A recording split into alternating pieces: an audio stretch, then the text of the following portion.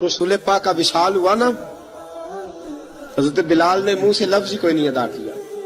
किसी ने अपना दुखड़ा किसी अंदाज में सुना लिया। हजरत उमर ने कहा, जिसने कहा हुजूर विशाल करके गर्दन उड़ा दूंगा। हजरत उस्मान गनी ने कहा, खबरदार कोई मुझे आके ना बताए कि मुस्तफा विशाल कर गए।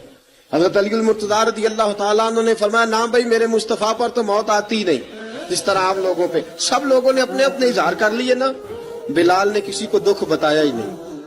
एक कोने में बैठ के ना हजरत बिलाल अकेले आंसू बहाते रहे, किसी को बताया ही नहीं, अकेले रोए। एक शख्स कहने लगा, यार बिलाल बोलता नहीं। कहा, ना बुलाओ इसे।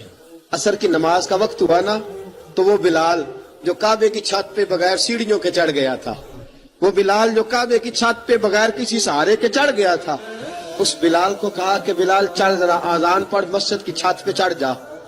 हजरत बिलाल कई बार चढ़े और कई बार गिरे, कई बार चढ़े और कई बार गिरे।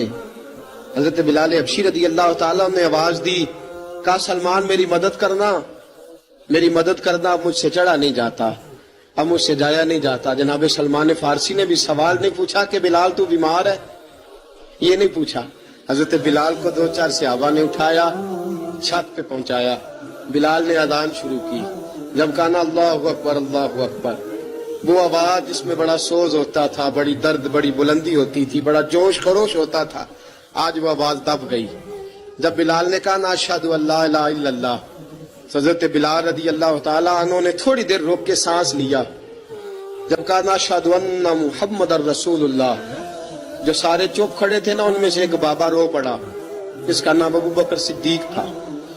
जब हजरत अबू बकर सिद्दीक की आंख में आंसू आया तो हजरत बिलाल छत के ऊपर जमीन पे गिरे, जमीन पे गिरे और कहा, अबू बकर ये ड्यूटी किसी और की लगा दे, ये ड्यूटी किसी और की लगा दे। अब मेरी रूह इजाजत नहीं देती, मुस्तफा करीम के बाद मुझसे अजान नहीं पड़ी जाएगी। हुजूर ख्वाब में मिले, का बिलाल तू आता क्यों नहीं? बिलाल छोड़ के चले गए थे, फरमाया अब मेरा यहाँ दिल नहीं लगता। मुल्क के शाम के शहर हलब में चले गए थे, छोड़ दिया था मदीना मुनव्वरा। अब मेरी निगाहों में जचता नहीं कोई, जैसे मेरे महबूब हैं ऐसा नहीं कोई। हुजूर ख्वाब में मिले, आए मदीने। हजरत बिलाल आखिरी बार, लोगों ने कहा अजान पढ़ो। कहा, मुझे वो अजान भूल ही गई है जो मुझे मुस्तफा करीम के जमाने में पढ़ा करता था, मुझसे नहीं पढ़ी जाती। ना मुझे कहो, मैं कैसे पढ़ूं? इमाम हसन और हुसैन ने आके दामन थामा ना, तो कहा, बेटा मैं तुम्हारी नानी का भी नौकर रहा हूं, मैं तुम्हारी माँ की चक्की भी पीसता रहा हूं, मुझसे कोई फरमाइश ना कर डालना, मैंने नौकरी की है, और मुझे अगर अल्लाह ने तौफीक दी तो मैं तुम्हारे बच्चों के पैर भी धोया करूंगा। लेकिन इमाम हसन रज़ी अल्लाह तआला उन्होंने फरमाया, बिलाल एक बार तो अजान सुनानी पड़ेगी। सुनाई बिलाल ने अजान। कोई घर मदीने में ऐसा नहीं था जहां से रोने की आवाज ना आई हो।